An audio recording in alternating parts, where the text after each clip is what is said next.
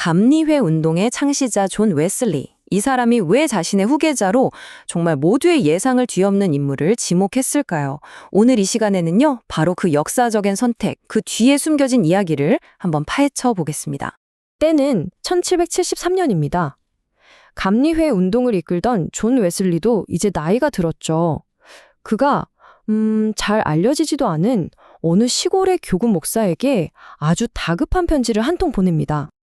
아니 도대체 존 윌리엄 플래처가 누구길래 세계적인 운동을 이끌던 지도자가 바로 이 사람을 자신의 후계자로 콕 집어 선택했던 걸까요? 무엇이 웨슬리의 눈에 그를 그렇게 특별하게 만들었을까요? 자, 그러려면 먼저 웨슬리가 이 편지를 썼을 당시의 상황을 좀 살펴봐야 합니다. 이제 막 뿌리를 내리기 시작한 감리회 운동의 미래가 걸려있던 정말이지 아주 중대한 시점이었거든요. 당시 웨슬리의 나이가 70이었어요. 건강도 점점 나빠지고 있었죠.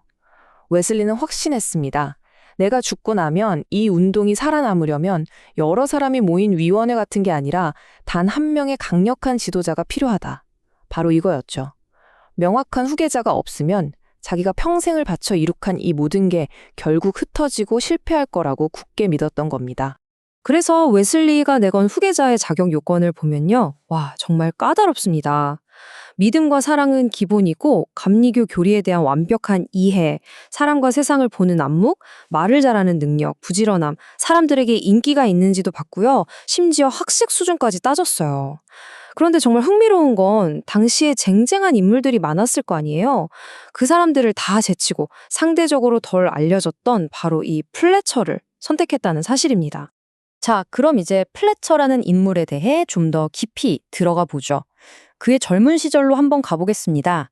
놀랍게도요, 그의 인생은 원래 목회자의 강단이 아니라 전혀 다른 훨씬 세속적인 길을 향하고 있었어요.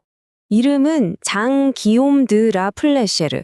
1729년에 스위스의 아주 유서 깊은 귀족 가문에서 태어났습니다. 무려 사보이아 백작 가문의 후손이었죠.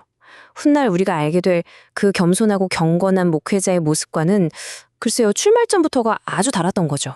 실제로 플래처의 삶을 들여다보면 정말 여러 번 죽을 고비를 넘깁니다. 높은 담에서 떨어졌는데 다행히 젖은 모르타를 위라서 살았고요. 머리 리본이 이상하게 엉켜서 물에 빠져 죽을 뻔하기도 하고 또 바위섬에 갇혔다가 구조되기도 했습니다. 심지어 화약 공장 밑으로 휩쓸려 들어가서 20분이나 갇혀 있었는데도 멀쩡히 살아나왔다고 해요. 이걸 보면 마치 보이지 않는 어떤 힘이 그를 다른 운명을 위해 계속 지켜주는 것 같다는 생각마저 듭니다. 그의 운명을 바꾼 결정적인 순간들이 몇 번 있었는데요. 특히 군인이 되려던 그의 꿈이 좌절되는 과정이 아주 극적입니다. 20살 때 브라질에서 복무할 대위 자리를 제안받고 리스본으로 갔어요. 그런데 배를 타기 직전에 하인이 끓는 주전자를 엎지르는 바람에 다리에 심한 화상을 입어서 결국 배를 못 타게 됩니다. 그리고 그가 탔어야 할 그 배는 바다에서 사라져 다시는 돌아오지 못했죠. 얼마 후에는 네덜란드군에 있는 삼촌의 도움으로 다시 군인이 될 기회가 생겨서 플랑드르로 갔는데 도착하자마자 이게 웬일입니까? 평화 조약이 체결되고 삼촌마저 돌아가시면서 군인의 꿈은 완전히 영혼이 접히게 됩니다. 자, 이렇게 군인의 꿈이 꺾인 플래처는 영국으로 건너가 가정교사가 됩니다. 그리고 바로 여기서 그의 삶을 송두리째 바꿔놓을 아주 심오한 영적 위기를 겪게 되는데요. 이제 그의 이야기의 가장 핵심적인 부분으로 들어가 보겠습니다. 플래처는 스스로를 이렇게 평가했습니다.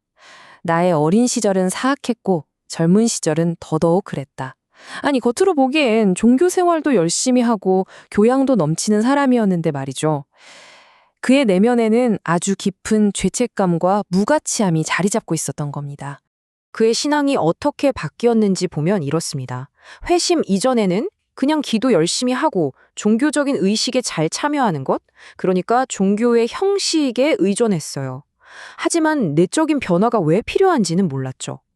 그러다 회심을 겪은 후에는 구원자가 반드시 필요하구나, 이걸 깨닫게 된 겁니다.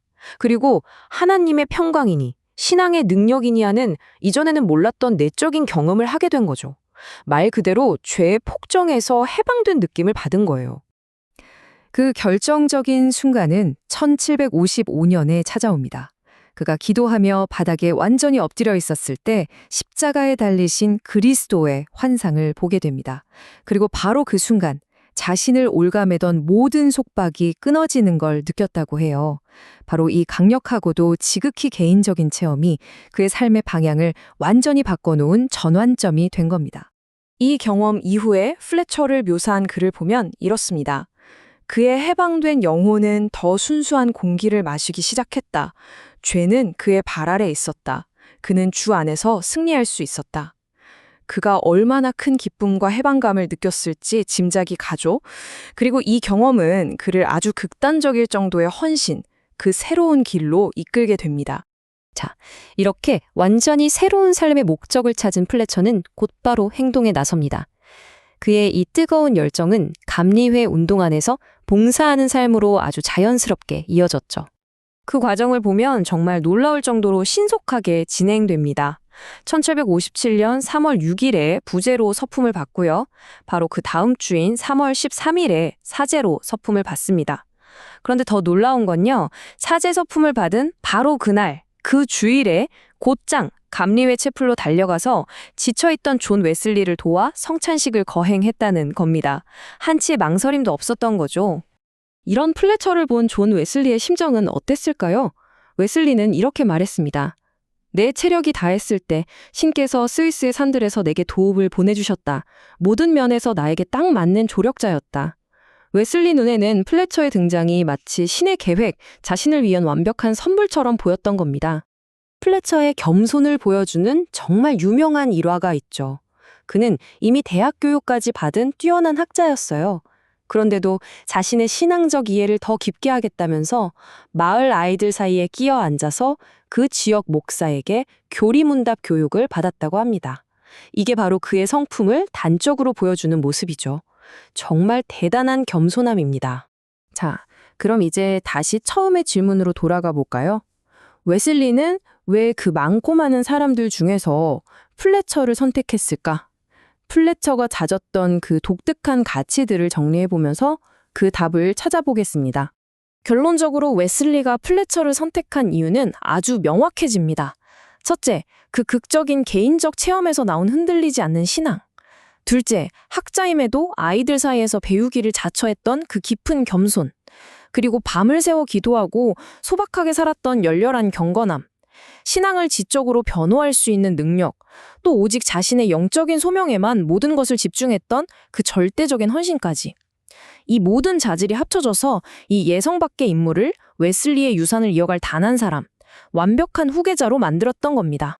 존 웨슬리와 플래처의 이 이야기는 오늘 우리에게도 중요한 질문을 던지는 것 같습니다.